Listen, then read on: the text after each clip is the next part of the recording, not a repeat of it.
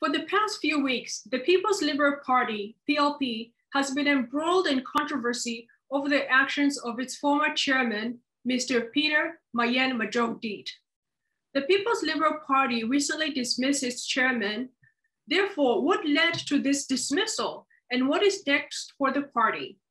I am joined today by the First Deputy Interim Chairman of the People's Liberal Party, Honorable Deng Ayok.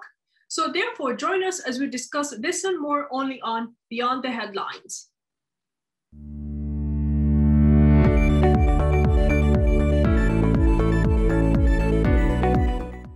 The controversial political figure, Peter Mayen Majongdit, who is the current Minister of Humanitarian Affairs and Disaster Management, and who is also the former president of the umbrella of political parties and the leader of other political parties, has faced quite a number of controversies in the past few weeks. When was the People's Liberal Party established? Who is its founder? And what is the objectives and also the mission of the party itself?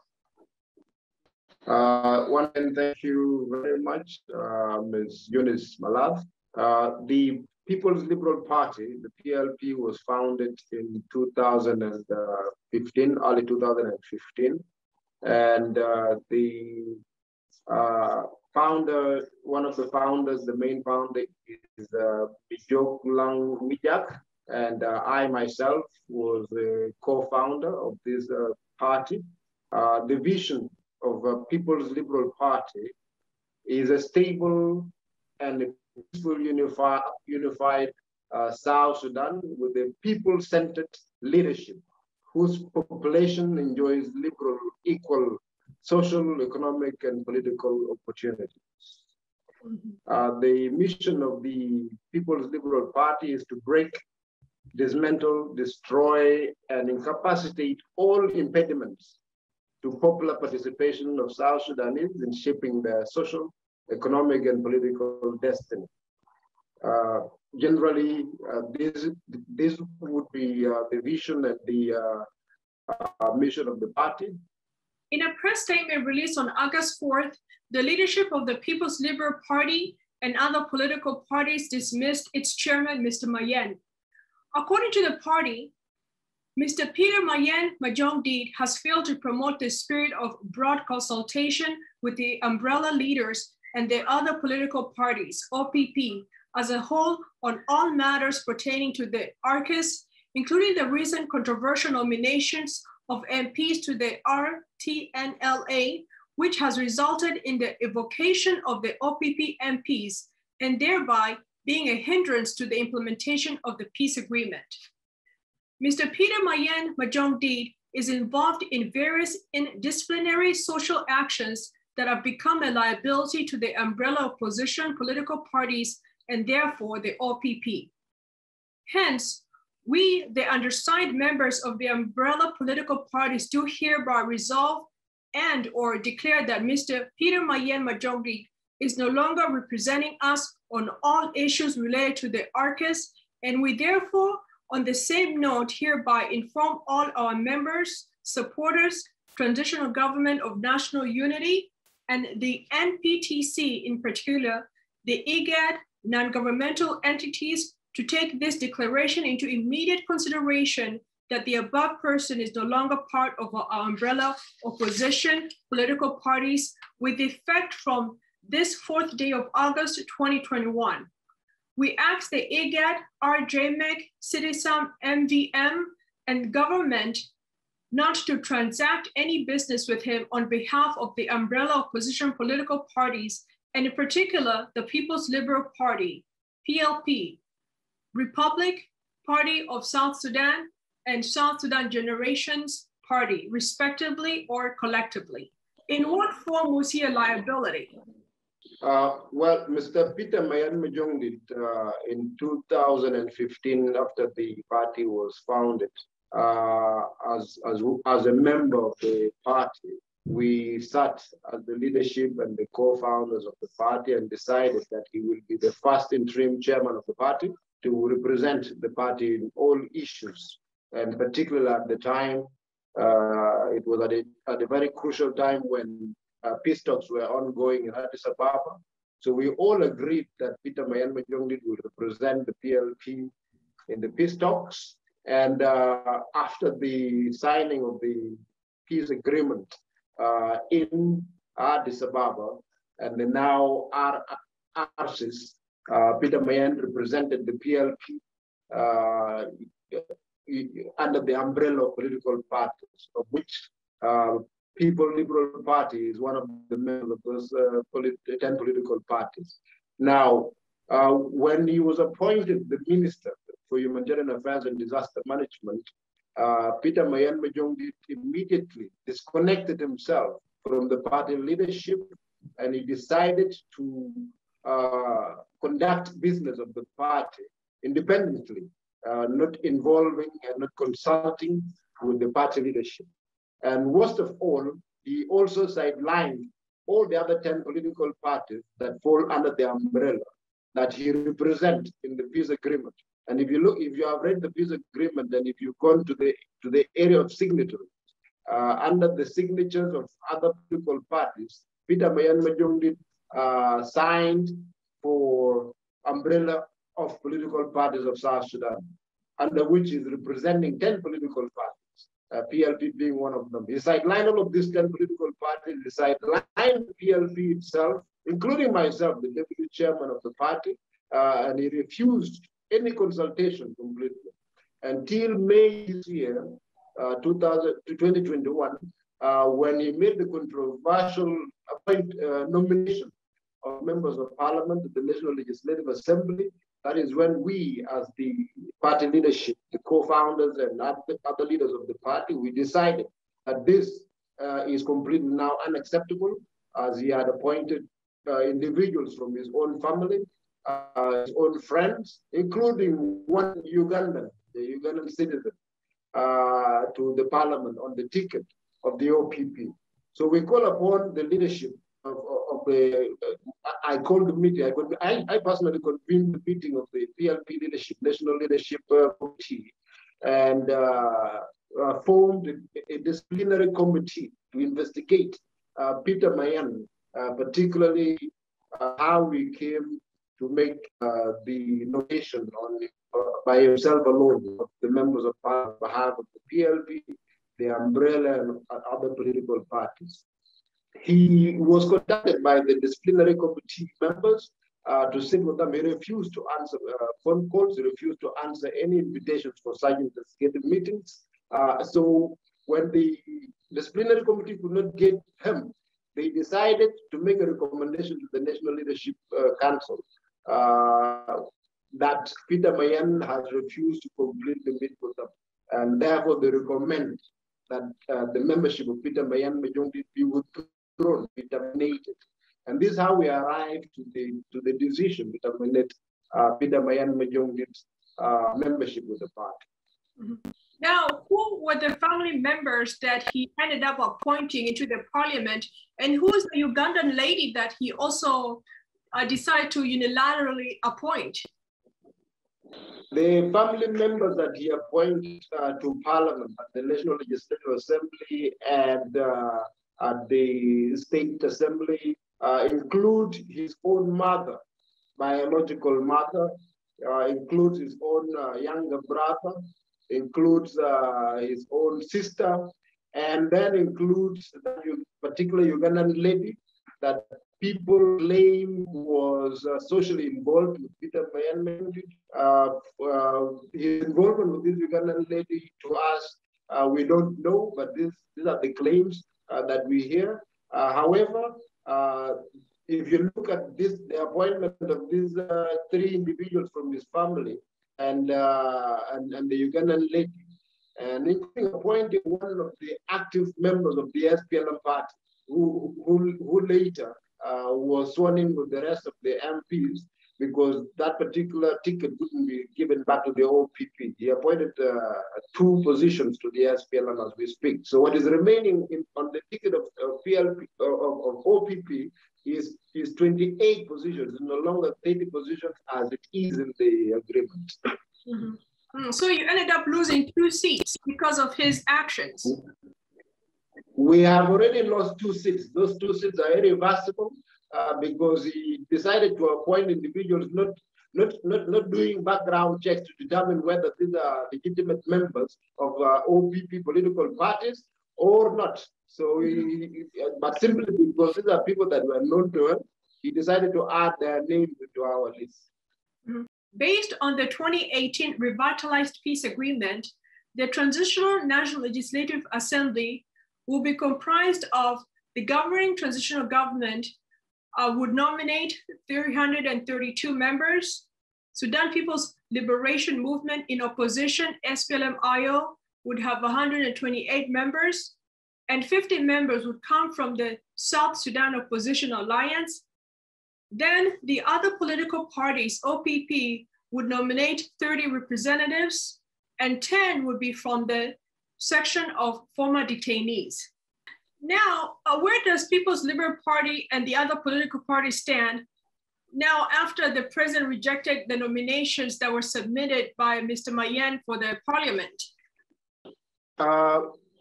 Since the revocation of the nominations that were given by Peter Mayen, the other 17 OPP members have been engaging in meetings with the National Transitional Committee to come to a compromise, and come up with a list that is more inclusive of all political parties that are represented under the OPP. The 17 political parties have already submitted their list, and their list indicates that Peter Mayen will take 10 MP positions, and the other 17 political parties will take 20 MP positions. This proposal was accepted by the National Pre-Transitional Committee, chaired by Honorable Tukiao, and Peter Mayen rejected this. Peter Mayen proposes that he wants 22 of these MP positions to himself, and whoever is going to appoint it will be up to him. And the other 17 political parties must go with only 8 MP positions. And this is rejected by the other 17 political parties. That is between Peter Mayen and the other 17 political parties. Now that we have removed Peter Mayen Majongdit as interim chairman of the People's Liberal Party and as head of umbrella of political parties, we, the new leadership, have already submitted, as we speak, a nomination of 10 MPs on the ticket of the umbrella. That is 10 political parties, meaning almost each political party will go with 1 MP. And the other 17 political parties will go with 20 MP positions. This is accepted by the National Alliance of Political Parties. So this distribution is agreeable to all of us, except Peter Mayen Majongdit. Now, one would ask the OPP as well as the People's Liberal Party and question your vetting process when it comes to your leadership. Did you know the characteristics of Mr. Mayen prior to his appointment? We did know Peter Mayen Majongdit, and we had reservations, but as given the fact that he was already our interim chairman, we worked with him, closely with him, to try and correct him as we go. You know, the different mistakes that he has been making along the way until recently, we used to consult with him, we used to talk to him to try and correct himself as PLP leaders. And as umbrella leaders as well as the OPP. What were some of the actions that you were trying to correct or redirect in his behavior prior to the final decisions that were reached? So it shows sort of like a pattern of behavior that was occurring for quite a while. Well, the behaviors that we were talking to him about included, number one, ensuring that he conducts himself in a manner of a leader in public places, because he is known to have a drinking problem. So we told him, as a party leader, you need to conduct yourself more appropriately in public, and he refused to listen to that. Number one. Number two, we also engaged him with regards to decision-making of party decisions, as well as making decisions on behalf of the other 9 political parties under the umbrella. He refused to consult with the leadership of the PLP, as well as with the leadership of the political parties that are under the umbrella. So unable to consult basically in decision-making of the party, of the umbrella, and of the OPP. And also recently the social behavior within his family, where he was very violent towards individual family members, including his own bodyguards, including his wife, that has been talk of the media of the past few days. And while the PLP values and principles on gender equality are very strict and very, very clear, we promote gender equality. We promote the empowerment of women. Mm-hmm. Now, has the People's Liberal Party submitted to the president an official letter or met with the president to address the decision to remove Mr. Mayen from his position as Minister of Humanitarian Affairs and Disaster Management? What we have done is, number one, we've submitted to the president all the events that have been undergoing. Number one, on the documents that have been submitted to the office of the president includes the decision of the party to terminate the membership of Peter Mayen with People's Liberal Party. Number two is the endorsement of this decision by the leadership of the umbrella political party, signed by the interim chairman, Dr. Abraham Jungkwat. And this was also endorsed by the OPP as a whole, as you might have seen in a press statement or a press release, press conference that was done at South Sudan Hotel on the 6th of August, 2021, where all the OPP political parties were in attendance. All the 27 political parties were in that press conference, endorsing our decision and the decision of the umbrella, and assuring the people of South Sudan that now with the new leadership of the umbrella and of the PLP, we will together be able to hasten the nomination of the members of parliament of the OPP and submit them to the president. All of this documentation has been shared with the office of the president. They've also been shared with the National Pre-Transitional Committee, headed by Honorable Tutkal. We've also shared the same with the IGAD, with the office of Dr. Ismail, the IGAD Special Envoy to South Sudan, as well with our German. So everyone has been informed, including the Political Parties Council, the PPC. So everyone has been informed about the removal of Peter Mayen as Minister for Humanitarian Affairs is actually the decision of the government. It is not a decision. We cannot say that we have removed him from the position of Minister for Humanitarian Affairs, but we have made recommendations for placement of Peter Mayen Majongdit with another OPP representative in the OPP ministerial position. It is important to note the timeline of Mr. Mayen's history. In 2015, he was nominated as interim chairman of the People's Liberal Party. In March 2020, he was appointed as Minister of Humanitarian Affairs and Disaster Management. In April 2021, he was accused of firing a gun at his wife's soccer game. In May 2021, he submitted parliamentary nominations without consulting his party. In July 2021, President Kiir rejects nominations that had been submitted by Mr. Mayen. In July 2021, Mr. Mayen is accused of beating and stabbing his wife. On August 4th, 2021, reports emerged that his wife is locked up inside their home. On August 4th as well, 2021, he is dismissed as chairman of the People's Liberal Party. On August 6, 2021, Mr. Mayen is reported to have attacked his wife upon arrival to Huajok town. Some of Mr. Mayen's behaviors occurred when he was chairman of the People's Liberal Party. Why did it take such a long time for the party to act in dismissing him from his position? Well, it takes time to make a political decision.